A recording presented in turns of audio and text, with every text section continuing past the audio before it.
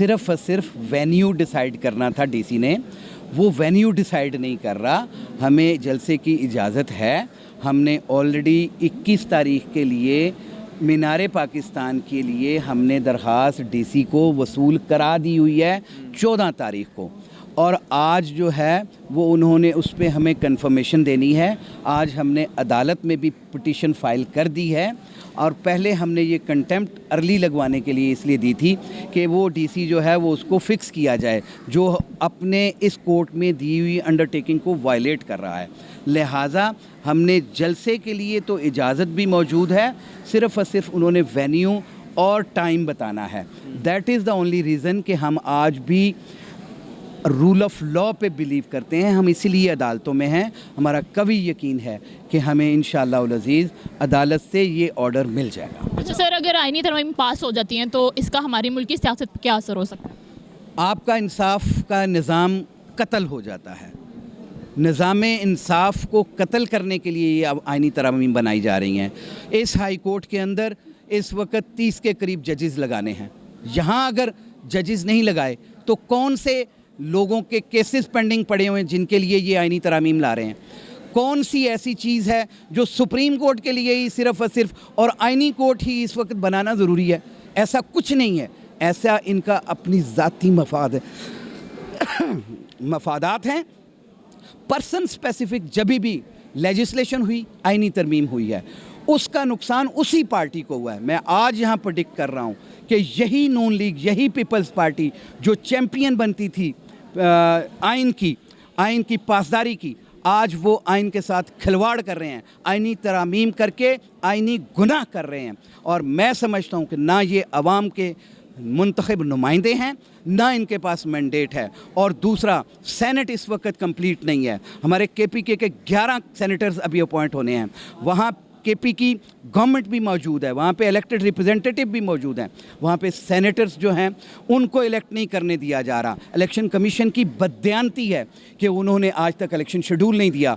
उनकी गैर मौजूदगी में कोई ऐसी आईनी तरमीम होगी तो वो नल एंड वॉइड हैं। कानूनी तौर पे उसमें सुकम मौजूद है, और आईनी तरमीम के लिए पहले बहस की जाती है और उसके बाद उसको आईनी तरमीम को टेबल किया जाता है। यहाँ पे क्या हो रहा है? रात के 10 बजे वज़ीर कानून बता रहा है कि जी मुझे मुसव्वदा मिल गया है।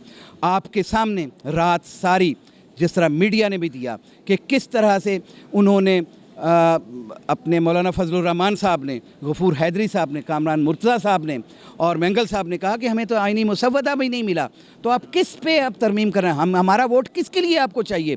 वो कहते हैं कि जी वो छुपी हुई आईनी तरमीम है जिसके अंदर हम फिक्स करना चाहते हैं सुप्रीम कोर्ट के जजेस को, जिसमें हम फिक्स करना चाहते हैं इस्लामाबाद हाई कोर्ट के आज़ाद मनच जजेस को, जिन्होंने 6 मेंबर लेटर लिखा था।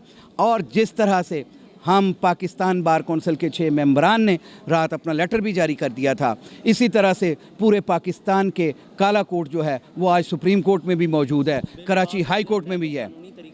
उसको रोकने के लिए हम तो उससे पहले भी पिटीशन फाइल कर चुके हैं। हमारी आज सुप्रीम कोर्ट के अंदर पिटीशन फाइल कानून के ऊपर पिटीशन उस प्रपोज्ड आईनी तरमीम के ऊपर हम पिटीशन फाइल कर चुके हैं, क्योंकि सेनेट मुकम्मल नहीं है। एक बड़ा इंपॉर्टेंट उसमें सब्जेक्ट है, केवल रह जाता है कानूनी सुकम, आईनी सुकम है, जिसको पूरा नहीं करने के बगैर कोई आईनी तरमीम टेबल भी नहीं हो सकती। अच्छा, आपको पता है जो प्रेजेंट हुकूमत हमारी किस तरह की है? अभी 5 में से कोई एक जो है वो चीफ जस्टिस ऑफ पाकिस्तान बनने जा रहा है, तो क्या लगता है कि मंसूर अली शाह को ये हमारी प्रेजेंट हुकूमत आगे आने देगी? क्योंकि वो कभी भी ऑनेस्ट या इस तरह का ईमानदार इंसान को कभी भी आगे नहीं देगी। क्या लगता है कि कौन आएगा? सिक्योरिटी को भी असर पड़। हाँ बिल्कुल। मैं दोनों को एक ही साथ एड्रेस करता हूँ। पहली बात तो ये है कि ऐसी आईनी तरमीम पास नहीं होगी। ये मेरी बात लिख लें कि जिसमें काजी फायज़ ईसा को एक्सटेंशन या उम्र बढ़ा के एक्सटेंशन का एक नया लॉलीपॉप दिया गया है।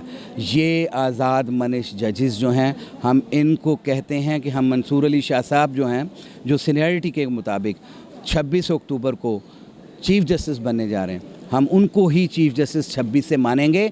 हम इस काजी फायज़ ईसा को ना आज मानते हैं ना उस वक़्त मानेंगे, क्योंकि ये यूज़रपर है, ये लंदन प्लान का हिस्सा बन चुका है और आज उसकी कीमत वसूल करने जा रहा है, और ऐसी कोई कीमत जो है ये अवाम बर्दाश्त नहीं करेंगे। जब वो आइन से हट के कोई अमल करता है तो वो चीफ़ जस्टिस रहने के काबिल नहीं रहता, वो तो बेसिकली मिसकंडक्ट का मुर्तकब होता है।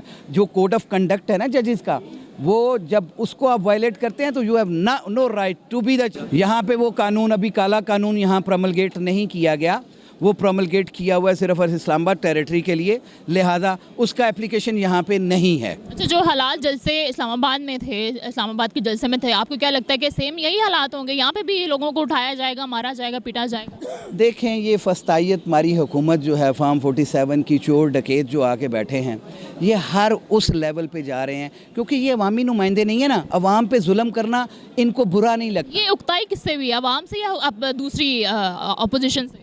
देखें, ये उकताए हुए अवाम से हैं, क्योंकि अवाम ने 8 फरवरी को इनको वोट नहीं दिया।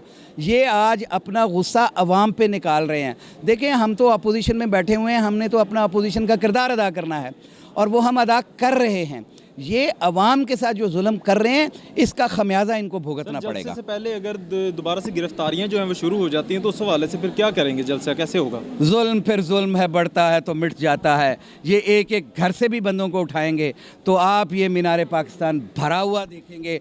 पूरी क़यादत को भी उठा लें, लेकिन अवाम इस मीनार पाकिस्तान को बेशक हर मुश्किल के बाद आसानियाँ, और मुझे लगता है कि हमारे इस जलसे के बाद भी आसानियाँ देखने में मिलेंगी इंशाअल्लाह उल अज़ीज़। इस मुल्क में रूल ऑफ लॉ होगा, इस मुल्क में खुशहाली होगी, इसमें सियासी इस्तेहकाम होगा।